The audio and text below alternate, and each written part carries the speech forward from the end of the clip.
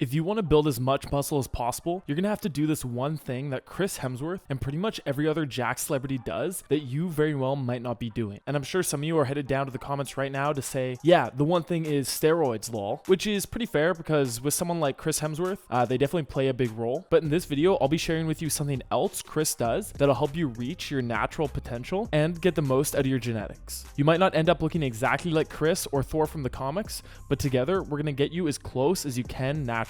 So what is this thing that all Jack celebrities do, including Mr. Thor himself? It's proper bodybuilding programming. If you follow a poorly planned program, you're leaving a lot of muscle growth on the table, and you could be growing a lot faster if you were following a well-constructed program. Many people either train too easy or too hard for too long. They don't know how to properly plan deloads or rest periods into their training, which are vital to consistently make gains, or they're simply failing to apply progressive overload, aka making their workouts harder over time to continue pushing their bodies to put on muscle. Hypertrophy, aka muscle building program design, is a huge and complicated topic, so I'm just going to cover some of the basics that you're going to need to know if you want to do a good real life Thor impression. So in this video, I'm going to quickly go through some important things that you need to get right to build muscle optimally, and I'll explain to you how you can design your program to best fit your goals and lifestyle. We're going to cover how many days a week you should be training, and depending on that, we'll decide what split you should be using. I'll teach you how to figure out which exercises are best for you personally, how to use auto-regulation to apply progressive overload, and how to properly deload to prevent injury and get the most out of your training. So I can better explain how to use all these principles in your own training. Let's take a look at how Chris Hemsworth uses them in his Thor Love and Thunder training. Anytime we're analyzing or designing a program, it's important that we understand the goals and personal situation of the person we're working with. Because while Chris's program might be perfect for him and his goals, it could be terrible for someone else whose goals or circumstances differ wildly from Chris's. So Chris's goal for Thor Love and Thunder was to get huge, specifically in his upper body, because that's what's always prominently displayed on camera. Now let's take a look at Chris's personal circumstances in life, because that'll determine how often and how hard he can train. Because of his advanced training age, aka he's been training for a long time, he's going to need to do a higher volume bodybuilding plan than someone who's just starting out for him to continue to see gains. And because of all the free time that he had thanks to COVID during his Love and Thunder training, his stress levels were quite low, meaning that he could handle and recover from much more stressful workouts. Also, the anabolic steroids he was on also amplified his ability to recover. Now let's take a look at how these factors affect what kind of training program he decided to use for Thor 4. So Chris spent just over 30 weeks training for Thor Love and Thunder. He would train 5 days a week using a very upper body focused bro split. A bro split is a training schedule where you have a dedicated day for each body part each week. So for a program like Chris's, where you train 5 days a week, you would have a day for arms, shoulders, chest, back, and legs. The program he chose to use was very upper body focused, which goes right along with his goals for Thor 4. And because of all the extra spare time and his very low stress life at the time, he could afford to do and was able to recover from 5 high volume training sessions each week. So I would say this split was a pretty decent choice for Chris at the time, but this isn't a split many of you should be using, especially if you're new to lifting, and I'll explain why later. So for his exercises, Chris stuck to the bodybuilding basics like bench press, pull-ups, deadlifts, and curls, and his training was broken down into 10-week blocks with 9 weeks of training where Chris would increase his training intensity and volume over the first 9 weeks and then deload on the 10th week. A deload week is essentially a planned break in your program where you drop the intensity and volume of your training for a week so that your body has a chance to fully recover from the previous hard weeks of training. Deloads are insanely important and something you definitely need to start doing if you currently aren't using them in your training, but don't worry, I'll explain how you can use them later in the video. And of course, Chris was eating in a calorie surplus with a ton of protein. You can see Chris's training was specifically designed for his goals and his life circumstance at the time, so you can't simply copy his routine and expect it to work for you. But luckily for you, I'm going to explain exactly how you can create a program specifically designed for your life. First, we need to figure out how many days a week you're going to be training, and based off of that, what split you'll want to use. So generally, to get the best muscle growth possible, we want to be training each muscle group at least twice a week, and that's one of the real downsides of that bro split we talked about earlier. With a bro split, since you only have one day for each muscle group, you'll only be hitting each muscle group once a week. Pro bodybuilders do use a form of bro split, but they often do 8+ sessions a week, meaning that they'll often train twice a day. So it can work, but that's obviously a pretty advanced technique and not something we'll be covering in this video. So here are some of the best splits you can choose from depending on how often you have time to train. If you're training 2 to 3 days a week, you'll want to do a full body training routine. Because you're training less frequently, you can afford and benefit from hitting each muscle group each training day.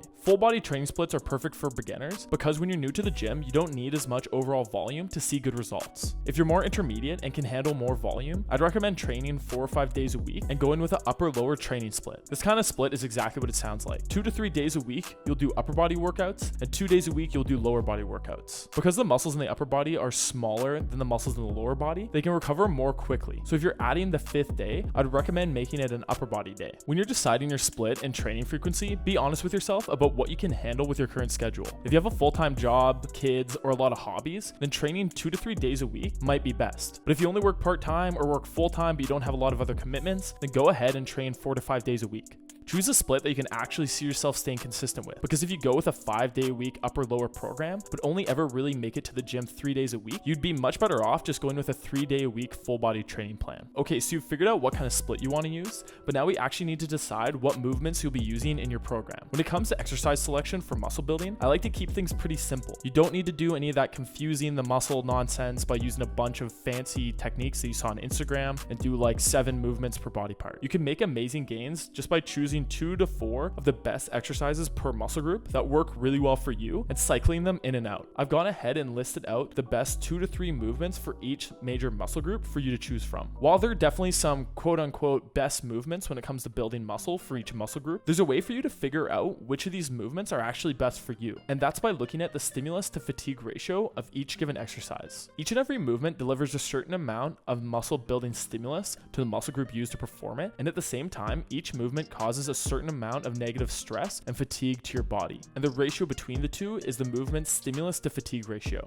You want to fill your program with the exercises that give you the most muscle growth while causing the least stress and fatigue to your body. While generally the exercises I provided have good stress to fatigue ratios, you can figure out which ones work best for you by paying attention to a couple factors. For example, maybe you find that when you do barbell bench press, your shoulders really hurt, your elbows feel weird, and you don't get a very good pump in your chest. But when you do dumbbell bench press, your shoulders and your elbows feel great and you get an amazing pump in your chest and really good soreness. Well, then dumbbell bench press might be the way to go for you. Or maybe your leg press always feels terrible and hurts your back, but you find barbell squats feel amazing and really hit your quads in a good way. Well, then maybe you should go with barbell squats. Of course, you should always focus on mastering your technique on each one of these movements, but naturally you'll just find that some movements feel better for you than others. And it might not be the exact same movements that work for your friends, so you need to find what works best for you. When you find the exercises that work really well for you and your body, you're able to train harder and train at higher volumes for longer without hurting yourself, meaning more muscle growth. Okay, so we know what split we're doing and what exercises work best for you. So now we need to talk about one of the most important things when it comes to training for muscle growth, and that's progressive overload. Progressive overload is the act of making your program progressively more challenging as your strength and ability to handle volume increases. You need to do this to present your body with a reason to adapt. Building muscle is a very energy intensive process for your body, so we'll only do it if you give it a good growth stimulus. And as you become stronger and bigger, that stimulus also needs to become stronger to be able to continue stimulating growth. The two main ways for you to apply progressive overload to maximize muscle growth is by increasing the overall number of sets you're doing each week and by increasing the difficulty of those sets by increasing the weight. It's commonly accepted that to build muscle, you need to be doing between 10 and 20 working sets a week per muscle group. So at the start of your program, you'll want to start at the lower end of that range, so around 10, and then slowly increase the number of sets you're doing each week depending on how well you're recovering from the previous week of training. We'll talk more on that in a second. In terms of how difficult each set should be to build muscle, you're going to need to have the majority of your sets end 0 to 3 reps away from failure. 3 reps from failure means that gun to your head, you could only do 3 more reps and no more. This is called RIR, or reps in reserve. So if you end a set with gun to your head, only 2 reps left in the tank before failure, you'd call that 2 RIR or 2 reps in reserve. For the rest of the video, I'm going to call it RIR. Just like your training volume, you want to start at the low end of this range, so 3 RIR for your sets at the start of the program, with the goal of slowly decreasing your RIR per set each week. But how do you know when it's time to increase the amount of sets or decrease your reps in reserve? Well, for that, you're going to use something called auto regulation. For each workout, you're going to want to pay attention to how difficult it felt overall and how sore and fatigued it left you. So let's say it's week 1 and I'm doing a 3-day week full body workout split on Monday, Wednesday, and Saturday. I do my Monday workout and it's challenging, but not too bad. I get a little sore afterwards, but by Wednesday, I feel ready to go. And the same thing happens Wednesday to Saturday. That'd be a good sign that you can probably add an extra set for each movement next week and even decrease the RIR for each movement from 3 to 2. And then the next week, you do the same thing. Let's say on the second week that you had a really tough workout on Monday and you're quite sore and fatigued afterwards. And it lasts all the way until just before your Wednesday workout. And then after your Wednesday workout, it's also quite difficult and you barely recover in time for your Saturday workout. This is a good sign you should probably keep your sets and reps in reserve where they are for the following week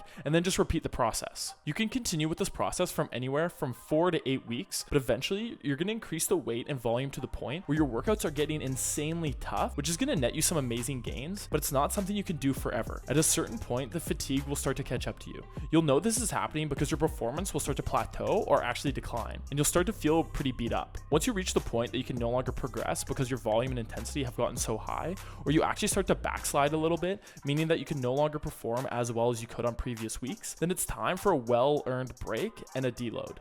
A deload is essentially a scheduled break in your training that allows your body time to recover from all the stressful weeks of hard training that you just did, so you can restart the whole process and start building even more muscle. To perform a deload week, you simply cut everything in half. You continue to train the same number of days, but you do half the weight, half the reps, and half the sets of your last week of serious training. It's going to feel super easy, but that's the idea. Once your deload is over, you'll start back at the low end of the working volume scale and set your RIR for each movement back to 3. And then you go over the same process that we did before.